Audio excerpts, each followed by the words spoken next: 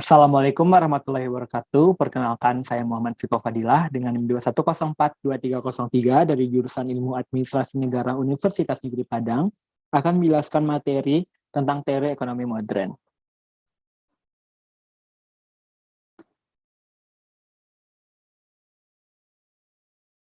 Salah satu hal yang bisa dijadikan bukti pada saat itu dapat dikatakan mulai munculnya ekonomi modern adalah di mana sebuah karya monumental di Inggris pada tanggal 9 Maret 1776 diterbitkan. Sebuah karya besar sang profesor yang mengajar filsafat moral di Universitas Glasgow, yaitu Adam Smith.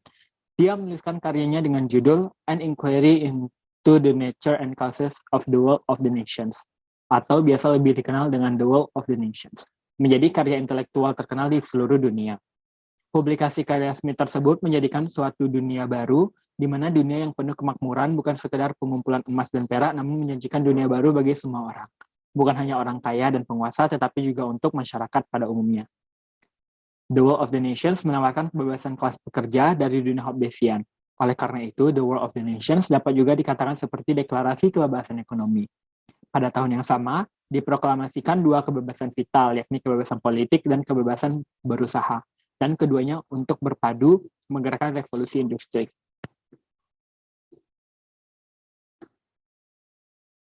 Selanjutnya, Schumpeter sengaja melacak hal itu sebelum Adam Smith pada tahun 1376 menulis The World of the Nations, yang menandai munculnya ilmu ekonomi yang sepenuhnya berdiri sendiri. Ada tiga. Yang pertama, ide-ide yang berkembang pada zaman Renaissance yang menyatakan bahwa manusia adalah bagian dari alam yang berdaulat.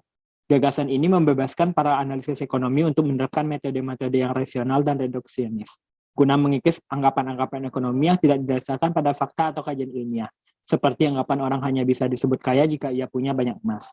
Yang kedua, ilmu ekonomi terbebaskan dari ikatan moral, namun tidak lantas menjadi sosok negara yang penuh kekuasaan, yang politik ekonominya amoral, seperti yang diperkirakan para merantitilis dan teoritis lainnya. Dalam hal ini,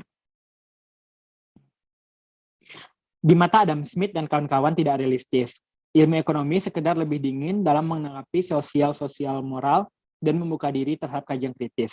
Yang ketiga, ada tujuan analisis ekonomi meluas, bukan sekedar pada pemilihan kebijakan dagang demi memperbesar kekuatan negara, namun juga menyangkut kehidupan dan kesejahteraan dalam kehidupan sehari-hari. Perkembangan individualisme liberal di abad 17 dan 18 menggarisbawahi pergeseran tersebut.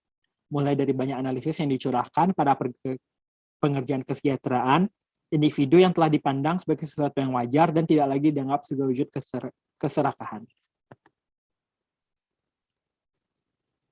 Berikutnya ada ciri-ciri ekonomi modern. Ada 7. Yang pertama, kehidupan yang berorientasi pada sektor industri. Alam tidak lagi menjadi perihal yang amat vital dan mendukung kehidupan masyarakat pada zaman ini. Semacam yang dirasakan warga tradisional, perihal ini terjadi sebab sebagian besar manusia pada kehidupan modern lebih menguntungkan hidupnya pada dunia perindustrian. Yang kedua, terbuka dalam adanya teknologi baru. Alam dikendalikan dengan keahlian pengetahuan dalam mendukung kehidupan yang lebih baik. Keahlian pengetahuan disinilah berbentuk pengetahuan yang rasional dalam memanfaatkan sumber energi yang terdapat dalam menggunakan teknologi-teknologi modern dalam mendukung semua kegiatannya. Yang ketiga, masyarakat modern yang menerima adanya hal-hal baru. Pada biasanya, kehidupan modern dihadapi indikasi modernisasi dari zona industri, perdagangan, pariwisata, serta jasa yang lainnya. Perihal ini dapat menjadikan manusia modern cenderung mempunyai pengetahuan-pengetahuan baru, apalagi dapat pula mendorong sikap hidup yang konsumtif. Yang keempat, sistem pelapisan sosial yang terbuka. Sistem mata pencaharian zona industri pengaruhi segi-segi sosial kehidupan modern.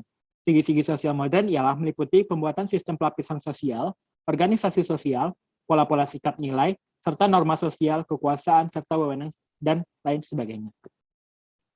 Berikutnya, lebih yakin pada ilmu pengetahuan serta teknologi. Memiliki fasilitas komunikasi serta telekomunikasi yang lengkap. Pada kehidupan modern, sistem komunikasi telah maju, perlengkapan komunikasinya beragam, serta lumayan mutakhir. Oleh sebab itu, manusia modern dituntut buat senantiasa menjajaki pertumbuhan kemajuan teknologi sehingga bisa melaksanakan komunikasi dengan gampang. Yang keenam, melaksanakan aksi secara rasional. Dalam melaksanakan suatu perihal dilandaskan dengan beberapa fakta-fakta yang terdapat. Salah satu yang merupakan dengan menerima terdapatnya teknologi yang rasional. Ialah, selaku akibat dari perubahan-perubahan masuknya pengaruh kebudayaan dari luar, bahwa kemajuan dalam bidang ilmu pengetahuan serta teknologi. Manusia modern hendaknya senantiasa berupaya supaya mereka memiliki pembelajaran yang lumayan besar, serta berupaya supaya menjadi senantiasa menjadi pertumbuhan ilmu pengetahuan serta teknologi. Di samping itu, kemajuan di bidang ilmu pengetahuan serta teknologi balance dengan kemajuan di bidang yang lain semacam ekonomi, politik, sosial, serta sebagainya. Dan yang terakhir, berpikir rasional. Berpikir objektif dengan menerima seluruh sesuatu secara objektif dengan memakai pikiran yang rasional. Baik, mungkin hanya itu saja yang dapat saya sampaikan. Mohon maaf apabila ada kesalahan dan kekurangan. Wabillahi taufiq wal hidayah. Assalamualaikum warahmatullahi wabarakatuh.